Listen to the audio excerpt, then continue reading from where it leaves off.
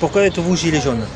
Donc là aujourd'hui j'ai prêté mon gilet à un ami, mais bon je pense qu'on est tous concernés par ce qui se passe, par les problèmes de notre époque. Et puis bon, on a déjà manifesté pour Mélenchon et pour les syndicats et pour ceci, pour cela.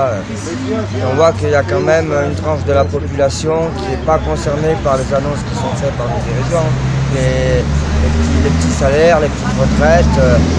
Donc il y a toujours des oubliés quoi. Donc il faut se défendre et défendre. Quelle est votre revendication? Tout le temps. Bon, voilà, tout à l'heure j'ai reçu un papier, j'ai regardé, ils disent qu'il faudra augmenter les salaires. Et moi je pense que est-ce qu'il faut réellement augmenter les salaires ou est-ce qu'il ne faut pas changer complètement le système?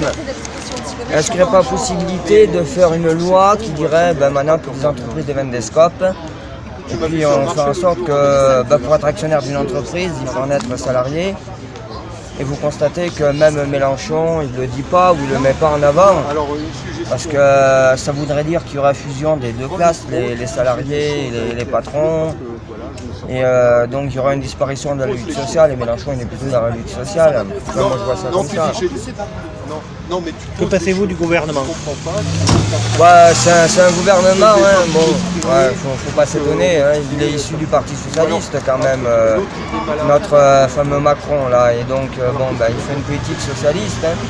Et les socialistes, En Marche et les Républicains, ils sont tous à mettre dans le même sac, si on peut dire ça comme ça. Si, depuis plus de 40 ans, ils ont tous fait la même politique de démantèlement de notre pays. Ce qui est lié non pas à l'Europe, mais à la communauté d'État Union Européenne. Quand vous voyez que une politique se fonde sur un point de PIB ou de CSG, enfin, c'est que la marge de manœuvre elle est devenue inexistante et ça c'est à cause de la communauté d'État Union Européenne. Voilà.